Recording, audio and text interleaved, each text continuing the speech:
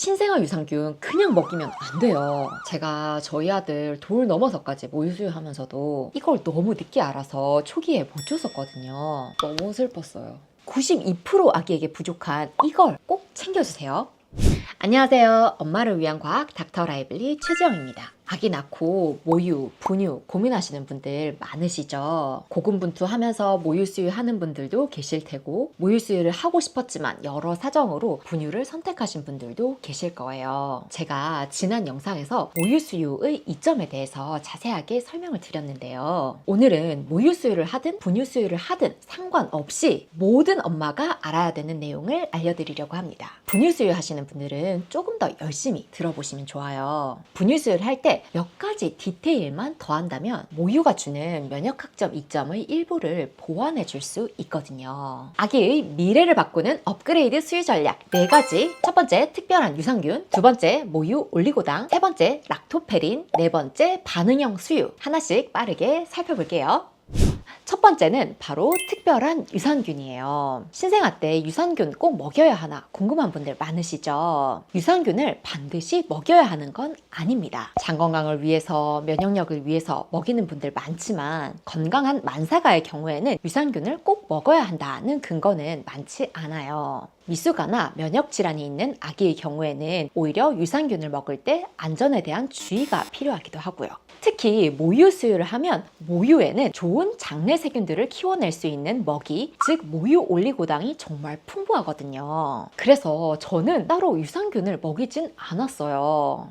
근데 제가 이거 알고는 진짜 후회했어요. 아무리 먹이가 풍부해도 제가 좋은 균을 물려주지 못했으면 좋은 균이 자랄 수가 없는 거더라고요. 그래서 분유 수유든 모유 수유든 유산균은 먹여서 나쁠 거 없다 라는 생각을 하게 됐고, 그 중에서도 이 균은 꼭 먹여야겠다고 생각하게 됐습니다. 그게 바로 지금 소개해드릴 특별한 유산균이에요. 비피도박테리움 인판티스, 줄여서 비인판티스라고 하는 균인데요. 대표적인 유익균인 비피도박테리움에 속하는 균이에요. 이 균이 왜 특별하냐면요. 모유 올리고당을 가장 효율적으로 이용해서 장내 유해균을 억제하고 염증을 줄여줄 수 있기 때문이에요. 2019년에 발표된 연구를 보면요. 모유 수유 아기에게 비인판티스를 보충해줬더니 장내 염증 지표가 유의미하게 감소하고 유해균의 비중도 줄어들었어요. 미숙아에서는 괴사성 장염이라는 치명적인 질환의 위험을 낮춰준다는 보고도 계속적으로 나오고 있고요. 그런데 문제가 있습니다. 이 균이 아기들의 장 속에서 점점 사라져가고 있다는 거예요. 2025년 미국 전역의 영아 약 400명을 분석한 최신 연구에서 비인판티스가 검출된 아기가 약 8%밖에 되지 않았어요. 모유수유 아기, 분유수유 아기 다 포함된 연구였는데 전체 아기의 92%에서 이 균이 없었던 거예요. 왜 이렇게 됐을까요? 원래 이 균은 엄마나 주변 환경에서 아기에게 전달되는 균인데 항생제 사용 증가, 제왕절개 증가, 야채 섭취 부족, 위생 환경 변화 등의 이유로 이미 엄마 세대부터 이 균을 가지지 못하게 되다 보니 아기에게 물려줄 수가 없게 되는 거예요. 그래서 이 소중한 균의 감소는 산업화된 나라에서 더 뚜렷하다고 해요. 저도 그중 한 명이었나 봐요. 6개월쯤에 아기 똥검사, 즉 장내 미생물 검사를 해본 적이 있는데 비피도박테리움 자체가 적더라고요. 좀 더 일찍 알고 먹였으면 좋았을 걸 싶더라고요. 참, 그리고 모유 먹여도 아토피, 알러지 질환에 도움 안 되더라 이런 얘기 많이 들어보셨죠? 근데 제가 이거 보면서 제가 아기에게 좋은 균을 물려주지 못했으면 모유를 줘도 장내 세균총이 부족할 수 있었겠구나. 모유의 효과를 다 못 보는 게 이런 경우가 아닌가 생각을 하게 됐어요. 그래서 결론은 모유든 분유든 상관없이 아기 장에 이 균이 있도록 도와줘야 해요. 그래서 유산균을 선택하실 때 비인판티스라는 균이 있는지 확인해 보시면 좋을 것 같아요.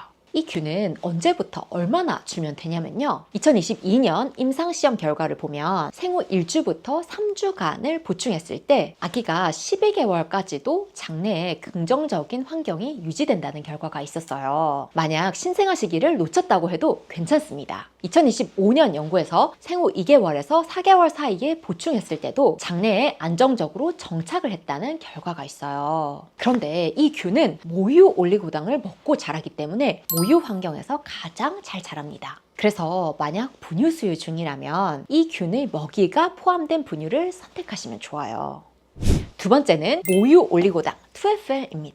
유산균이 잘 자라려면 먹이가 필요해요. 2FL은 모유 올리고당의 30%를 차지하는 가장 풍부한 성분 중 하나로 인간의 소화효소로는 분해되지 않고 장까지 가서 비인판티스 같은 유익균을 키워줘요. 2016년 연구에서 2FL이 포함된 분유를 먹인 아기의 혈중 염증 지표가 모유 수유 아기와 비슷한 수준으로 낮아졌고 2025년 최신 연구에서도 장내 세균총 구성이 일부 지표에서 모유 수유 아기와 가까워졌다는 변화가 관찰되기도 했어요. 이렇게 모유 올리고당의 중요성이 알려지면서 최근에는 2FL이 포함된 분유 제품도 점차 늘어나고 있어요. 그러니 분유를 선택할 때 성분표에 모유 올리고당 2FL이 있는지를 확인해 보시는 것도 좋을 것 같아요. 비인판티스와 함께 쓰면 시너지 효과를 기대해 볼 수 있으니 꼭 기억해 주세요.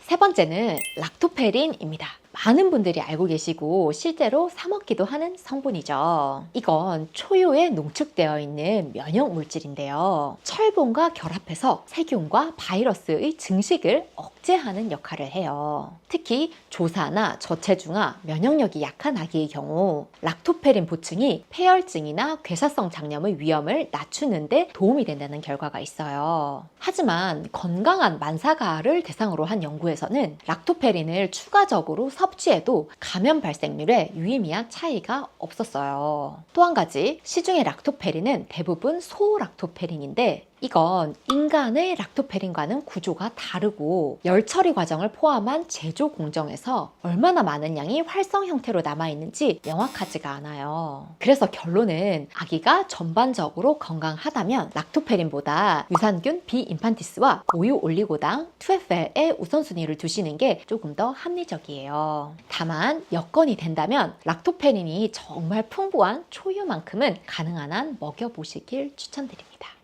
자, 이제 마지막 네 번째인데요. 사실 이게 가장 중요할 수도 있어요. 바로 반응형 수유입니다.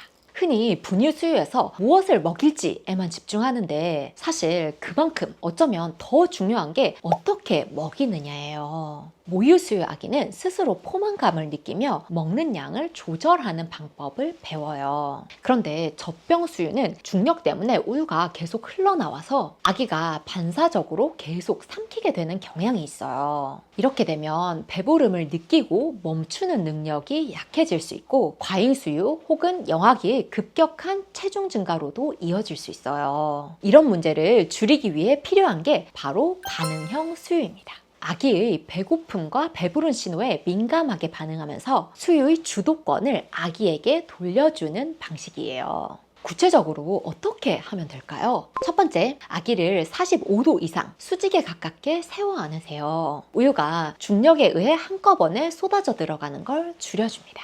두 번째, 젖병을 수평에 가깝게 들어주세요. 젖꼭지 절반 정도만 우유가 차도록 유지하면 우유가 천천히 들어가게 돼요. 세 번째, 유속이 느린 신생아용 슬로우 플로우 젖꼭지를 사용해주세요. 아기가 스스로 빨고 삼키고 쉬는 리듬에 따라서 맞춰 먹일 수가 있어요. 네 번째, 아기의 속도를 존중해주세요. 수유 도중에 아기가 잠시 멈추거나 쉬고 싶어하면 재촉하지 말고 충분히 기다려주세요. 다섯 번째, 아기가 그만 먹겠다는 신호를 보이면 수유를 즉시 중단해주세요. 고개를 돌리거나 젖병을 밀어내거나 빨기를 멈추는 행동이 대표적인 신호입니다.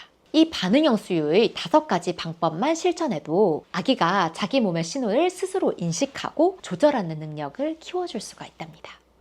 여기까지 아기의 미래를 바꾸는 업그레이드 수유 전략 4가지에 대해서 살펴봤는데요. 모유든 분유든 수유 시간은 엄마와 아기가 서로를 온전하게 느낄 수 있는 정말 소중한 시간이잖아요. 아기를 품에 안고 눈을 맞추고 사랑을 전하는 그 순간순간이 아기에게는 그 어떤 영양 성분보다도 더 깊은 영향을 주게 될 거예요. 오늘의 업그레이드 수유 전략 빠르게 정리해 볼게요. 신생아 유산균, 좋은 균 자체가 부족할 때는 도움이 될 수 있습니다.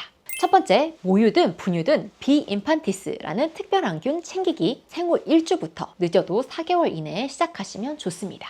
두 번째, 분유 수유일 때는 모유 올리고당 2FL이 들어간 분유 선택하기. 세 번째, 락토페린은 선택적으로. 건강한 아기라면 특별한 유산균 비인판티스 그리고 모유 올리고당 2FL이 우선입니다. 네 번째, 반응형 수유. 아기 신호에 귀를 기울여 주세요. 오늘 내용 저처럼 이제야 알게 되신 분들 있으시겠죠? 댓글로 많이 남겨주세요. 저는 늦긴 했지만 그래도 포기하지 않고 지금이라도 모유 먹이면서 비인판티스 먹이고 있답니다. 한 끗 차이지만 정말 중요한 얘기들이지 않나요? 오늘 영상이 도움되셨다면 구독과 좋아요 부탁드립니다. 다음에도 또 유익한 내용으로 찾아뵙겠습니다. 오늘도 최선을 다하시는 엄마들 화이팅입니다. 우리 다음에 만나요. 안녕!